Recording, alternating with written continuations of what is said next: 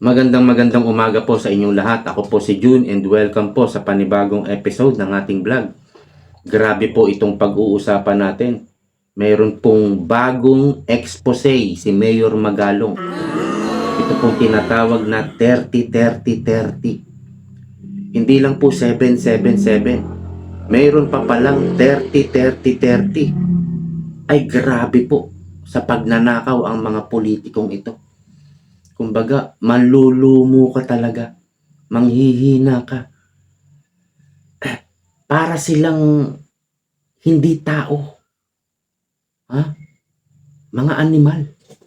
Grabing kay tatakaw sa pera. At meron pang sinasabi si Mayor Magalong na kung ikaw ay malapit sa Diyos. May Diyos sila dyan, di ba? Meron silang pinapanginoon. Mga kiss us, no? Kung ikaw ay malapit sa Diyos nila, alam nyo kung gaano karami ang nakukuha nilang pondo? Ang sabi ni Mayor Magalong. Ito'y ayon kay Mayor Magalong, hindi po sa akin, ha? Ang sabi po ni Mayor, unlimited. Ganun po. Kapag dikit ka sa Lord nila, ang nakukuha pera, well, of course, exaggerated yun, ano? Ibig lang sabihin, lubhang napakaraming nakukuha. Ganun po, katindi ang korupsyon na nagaganap ngayon dito sa gobyerno ng Pilipinas. At nabasa ko nga itong artikulo ni dating Supreme Court Chief Justice Carpio. Kilala niyo si Carpio? No? Ang sinabi niya dito po sa mga nakawan, mga pagnanakaw ng mga politiko sa gobyerno, ang terminong ginamit niya is looting. Alam niyo kung ano yung looting? Isa po itong pagnanakaw, maraming pagnanakaw, at maraming nagnanakaw. Parang ganito po, no? Halimbawa, nagkaroon ng disaster sa isang lugar. Walang makain, walang tubig, at may nakita silang, halimbawa, grocery, no? Pinasok nila, binuksan nila, pinasok. Nagnakaw sila ng mga pagkain. Yung mga tao nagnakaw. Kasi gutom na eh. Kumbaga ganon. Kung ano yung madambol mong pagkain, mga dilata. Kung meron kang dalang bag, lagay mo na sa bag. Kanya-kanyang nakaw, kumbaga. Yun ang word na ginamit ni Antonio Carpio, dating Chief Justice. Looting. Kanya-kanyang dasmagan, kanya-kanyang dambulan. Ganun po yung looting na ang meaning. Antindi. Anyway, pakinggan po muna natin si Mayor Magalong. Pakinggan niyo po ng mabuti. Hindi lang pala 7-7, meron pang 30-30-30. Mm-hmm. Yung 30-30 naman, kung ikaw ang host ng sortie, you get 30 million, 90 million lahat yun. 30 million AX or 30 million na mait and 30 million na tupad. Wow. So, kung ikaw daw ang host, sa pagkakaintindi ko po ng host, ano, kasi every payout ng ayuda, mayroon pong kung saan po ginaganap yung may lugar, ano? Ibig sabihin nito, kung sa lugar mo ginanap at ikaw ang mayor or ikaw ang mayor at congressman ka rin doon sa lugar na yon, ano? Meron kang 30-30-30. 30 million sa ano sabi ba no? AX, 30 million sa tupad, 30 million sa akap. So meron kang 90, instant 90 million. Ngayon, itutuloy po natin. Ang bagong ibinunyag ni Baguio City Mayor Benjamin Magalong hinggil sa umano'y anomalya sa ayuda ng pamahalaan na kinasasangkutan ng ilang mambabatas. Can you just imagine ganun kalaki. 90 million. Kaya pala, no wonder, ang daming nagbo-volunteer to sponsor yung host yung sortie. Kasi nga yung ganun kalaking incentive nila. Dagdag pa ng alkalde na may ibang mamabatas na walang limitasyon ang nakukulimbat sa ayuda. Ayun! Nalaman ko rin pala na may mga entitled na mga congressmen na congresswomen na halos unlimited yung kanilang AKAP funds. Halos ang sabi niya, no? Halos unlimited. Parang wala nang patid ang dating sa kanila ng pondo, no? Congresswomen at congressman ang binanggit niya. Kung ikaw ay malapit, no? Tuloy po natin. Nakakalungkot. Ganun din yung kanilang mga MAIP at yung mga tupad funds. Unlimited. Halos unlimited. Ayon pa kay Magalong, hindi lang basta porsyento ang nakukuha ng mga korap na mamambabatas sa pag-host nila ng payout ng mga ayuda. Di ba corruption yun na paano mo na-disburse yung ganun na easily? Kaya mong i-disburse yung ganun? Sa laki ng pera, no? Sigurado may pamumulsa eh. Paano niya nga i-disburse yun? Ha? Sigurado po, shoot sa bulsa. Corruption talaga. Pag nanakaw ang ginagawa. Tapos, ang nakakalungkot nga nito because unlimited yung funds nila. So, in short, yung mga ninakaw nila sa porsyento nila at yung mga nakuha pa nila sa profit dahil sila na yung contractor at sila pa yung supplier. Tingnan nyo. May mga congressman po na ganyan. Meron ding mga mayor. Meron ding mga governor. Sila yung magbibigay ng proyekto, no? Doon sa kumpanya nila.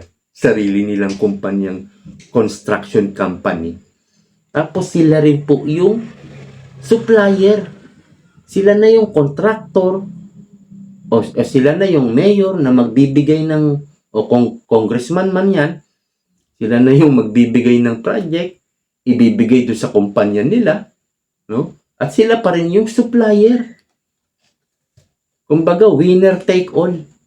Take all talaga nila. Grabe. Grabe pong kasugapa sa pera. Hindi pa pala nila na ilalabas. Intact pa yun. Dahil ang ipinapamigay na lang nila muna, itong mga ayuda na nakukuha nila. Ibinunyag din ng alkalde na maging sa Medical Assistance to Indigent Patients o MAEP ay may nakapaloob na korupsyon. Yung MAIP pa pala, meron pang anomaly dyan. Yung ibang MAIP na pondo, ang ginagawa nila yan, ginagawa nilang medical mission, yung funding na yan. At yung sa medical mission na yan, i-jack up nila yung price ng medicine at yung services nila para may rebate. May babalik doon sa politiko. Ikinadismaya ni Mayor Magalong ang tila kawalan ng pakiramdam ng matiwaling mambabatas na ang dapat sanay pakinabangan ng mahihirap nating kababayan ay napupunta pa sa kanila. Nakakalungkot isipin na ganun na katindi, ganun na ang level ng corruption. Ang tindi talaga. Is now being committed with impunity. Na wala na silang pakiramdam, manhid na sila. Habang ang tao dyan, hirap na hirap. Ayun, ang matindi. Ano? Hirap na hirap. Magkano kinikita ng mga drivers dyan? Swerte na, 500, 600. Mga vendors, 400, 500. Habang yung iba rito sa mga napakakurap na politiko, they can easily make 1 billion pesos in a year. Ang pinakamatindi dito ay nagagamit pa nila ito sa panloloko sa mga botante. Ayun. At nakikita mo nga yung ibang congressman, pag magsalita pa sila, di ba? Ayuda raw is the best thing that ever happened. Mga ganon, di ba? O kaya kung wala si ganito, walang akap. Wala si ganito, walang tayo dyan. mahit. Kung wala si ganito, walang tupad. Yun pa lang na, those messaging, alam mo na kung ano ibig sabihin. Grace Dr. Lero, UNTV News and Rescue, Diyos ang aming sandigan, serbisyo publiko ang aming pinahahalagahan. Ang tindi po ng pagmumuka, ano? Grabing sobrang kakapalan, sobrang kasakiman sa pera. Ngayon po, parang hindi na nga sila mga tao no? Para sila mga animal. Hindi na tao. Ang daming naghihirap, no? Wala silang pakialam. Kinukuha nila yung pera natin. Para silang animal. Ngayon, sigurado ko, kapag namili ng Rolex yung mga yan, mga Patek, parang siguro 2-5 na lang. They can easily buy, luxury cars, mansion, chopper, private jet, mga lupa sa Pilipinas. Baka may mga farm, kayang-kaya nilang bumili. Tapos, yung nakikita nila, mga mahihirap na mamamayan, wala silang pakialam. I'm sure pag bumabiyahe sila, nakasakay sila sa luxury car nila, nakakakita sila ng mahihirap na kababayan nating Pilipino. Pero wala silang pakialam. Patuloy yung pagnakaw nila. Grabe po. Okay, babasahin ko po yung mula sa artikulo ni dating Supreme Court Justice Antonio Carpio. Ito po, balita po ng Daily Tribune. Pero hango po ito sa artikulo ni Justice Carpio. The halls of Congress, sa bulwagan daw po ng Congress, and the Senate reek of betrayal. Amoy ng betrayal sa Senate, This is no longer just a circus. It is a grand heist, a vicious mockery of the Filipino people's sacrifices. Ang mabisyong pangungutya ng mga Filipino people's sacrifices. While we break our backs, habang nababali ang likod natin, bleed and sacrifices for this nation, dugo at sakripisyo para sa nation. Our so-called leaders are busy looting. Habang inaasar tayo, dahil tayo yung mga Pilipino nagsasakripisyo para makabayad ng mga tax natin, habang nagpapakapagod tayo, dugo at sakripisyo ang pinupuhunan natin para sa bansa. Sila naman na mga leader ay busy sa looting. Not just our wealth, but our very dignity. Hindi lang yung ating pera, kayamanan. Hindi lang, but our very dignity. Pati yung dignidad natin, kinukuha nila. Anong tawag doon? Ano ibig sabihin nun? Bibilhin nila. Ganun po. Like boto. Dignity po natin yun Or yung iba naman, yung mga tao, bibilhin nila para maging alyansa nila. Meron akong kilala, dating senador. Nandun na sa Malacanang Samantalang, nung nakaraan, galit na galit siya din sa pamilyang yan. O, di ba? May selfie na sila sa Malacanang.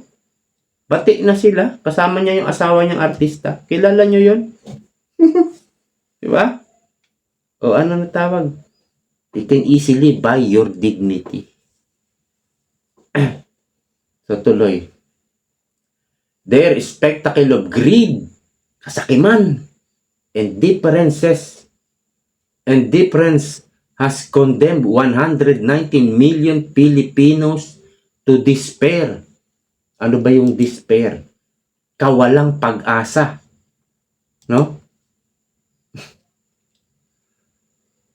They are no leaders.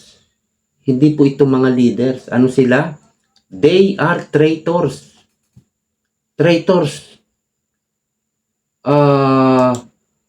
mga taksil. They are traitors. Blind to the needs of the nation. Yun nga yung sinasabi ko kanina, no? Habang nagdadrive sila o nakasakay sila sa luxury car nila, hindi nila nakikita yung mga pangunahing pangangailangan ng bansa, ng ating mamamayan. Bulag sila, bulag. Leading us to a chasm of hopeless. So, dinadala tayo sa mga pagkakataong wala ng pag-asa. That is an excerpt from a post by ex-Supreme Court Justice Antonio Carpio. Si Antonio Carpio po ay nag-convenor ng One Sambayan Political Coalition na kritiko po ni former President Rodrigo Duterte. Kritiko rin po siya ni Pangulong Bongbong Marcos. Siya kasi ay dilawan. Makaleni po siya dati. So, Lenny siya. Lenny Robredo dati. Yan po si Antonio Carpio. At meron pa siyang sinabi, medyo mahaba na kasi ito. Babasahin ko na yung lalaktawan na natin. The same political character in and out of the Congress hounded BP Sara in particular. No? Ito pa sa bandang baba.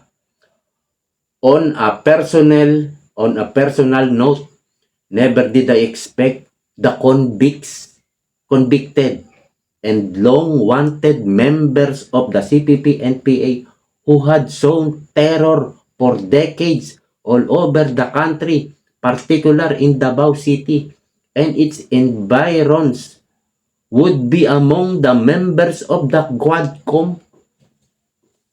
Pero inyo dating, ano sabi niya? Dating long-wanted members at isang convicted na CPP-NPA, no? Na nakagawa ng terror for decades, dekadang gumawa ng terrorism all over the country, particular in Davao.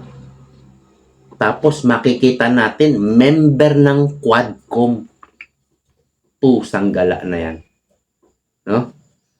Kaya, yung tinatawag nilang boss, kayang-kayang magbayad ng survey company.